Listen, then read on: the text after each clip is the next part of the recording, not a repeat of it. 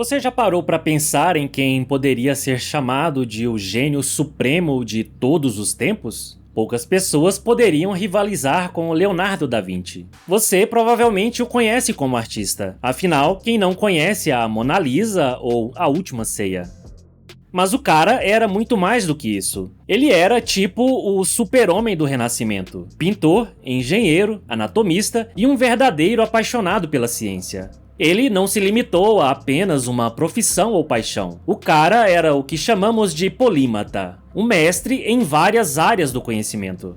Imagina que ele deixou para trás cerca de 7.000 páginas de anotações. E o mais surpreendente é que muitas dessas anotações ficaram escondidas do mundo por séculos. Um verdadeiro tesouro escondido.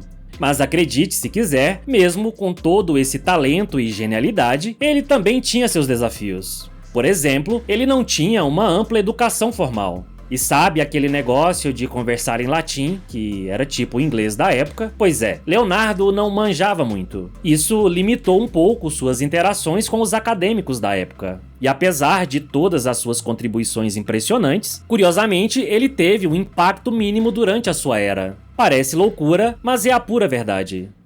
Mas vamos voltar ao começo. Leonardo nasceu em 1452, em uma cidade chamada Vinci, na Itália.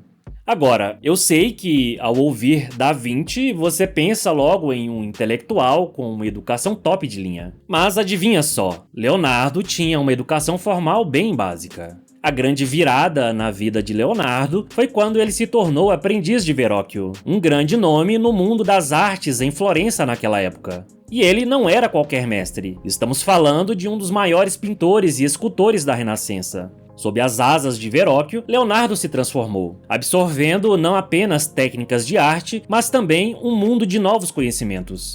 Agora, apenas para colocar as coisas em perspectiva, a Europa dos anos 1400 não era exatamente um centro de inovação científica. Na verdade, era um pouco o oposto disso. Muito do que se sabia vinha de antigas filosofias, da Bíblia e, vamos ser sinceros, de muitas superstições. Infelizmente, muitas vezes essas informações estavam erradas ou mal interpretadas. O interessante é que, mesmo nesse ambiente, Leonardo estava prestes a desafiar a norma e mudar o jogo. Com um cenário assim, não é de se admirar que ele se tornasse o visionário que conhecemos hoje. Tenta-se imaginar naquela época. A ciência como conhecemos hoje era, digamos, bem diferente. Mas Da Vinci, ele estava muito à frente de seu tempo. Enquanto muitos se contentavam em apenas aceitar as coisas como elas eram, Leonardo era movido pela curiosidade e pela observação. Ele foi um dos precursores do método científico empírico, usando a observação direta para chegar às conclusões. Você já reparou como os pássaros voam?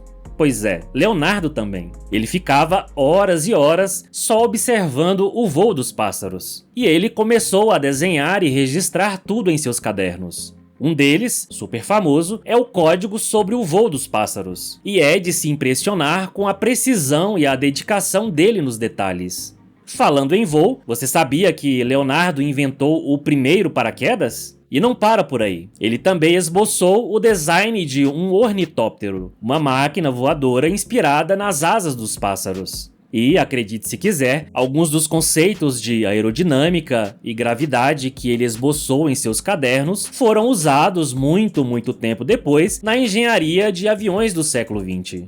E só para não deixar de citar, você já ouviu falar da ponte que ele imaginou para o Golfo de Istambul? Na época, as pessoas acharam a ideia um pouco, digamos, audaciosa demais. Mas adivinha só, no século XXI, engenheiros analisaram o conceito e chegaram à conclusão de que, tecnicamente, a ponte de Leonardo seria totalmente viável. Parece que ele estava mesmo uns bons séculos à frente.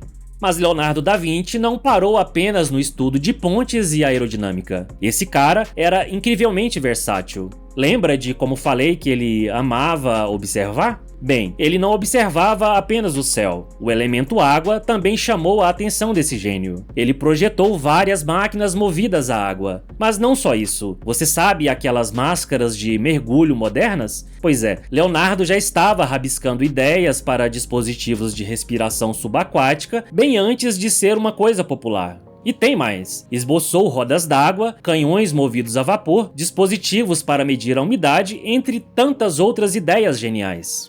Mas olha que interessante, muitas das invenções dele eram, como posso dizer, pareciam desencaixadas da época em que ele viveu. Algumas eram tão inovadoras que a tecnologia da época simplesmente não dava conta de transformá-las em realidade, enquanto outras eram ideias tão grandiosas que as tornavam caríssimas para serem implementadas. No entanto, os obstáculos não eram apenas financeiros ou tecnológicos. Muitos de seus estudos e invenções entraram em conflito com os princípios religiosos da época. Você consegue imaginar alguém tão apaixonado por conhecimento que enfrentaria até a oposição da igreja? Pois Leonardo da Vinci fez exatamente isso. Ele era extremamente obstinado.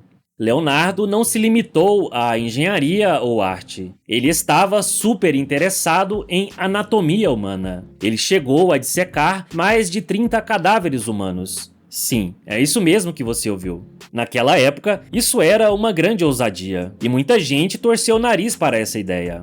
O resultado? Maravilhoso. Ele fez desenhos detalhados de várias partes do corpo humano. E não era só um rabisquinho, eram ilustrações cheias de detalhes, demonstrando toda a sua habilidade tanto artística quanto científica. O estudo que Leonardo fez sobre o coração e suas válvulas foi super revolucionário. Ele chegou a conclusões que a medicina da época nem sonhava. E o mais louco de tudo, ele nunca chegou a publicar esses estudos de anatomia. Se tivesse feito isso, com certeza seria reconhecido como um dos pais da anatomia. Imagina só o impacto que ele teria tido no mundo da medicina.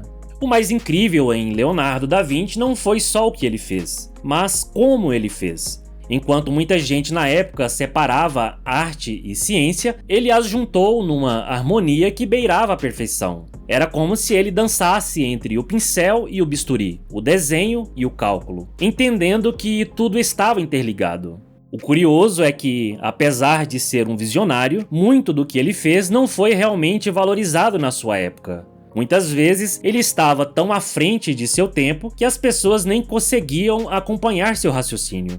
Mas, séculos depois, a humanidade deu o braço a torcer e percebeu o quão genial ele realmente foi.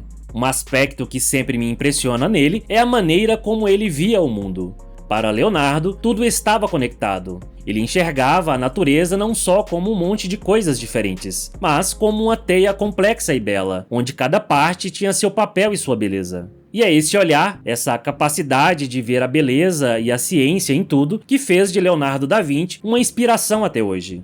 Do quadro na parede do museu às máquinas voadoras que cruzam o céu, da ciência à arte, Leonardo da Vinci deixou sua marca por toda parte. Mas lembre-se, o que a gente falou aqui foi só uma pincelada, um aperitivo da vida e da genialidade dele.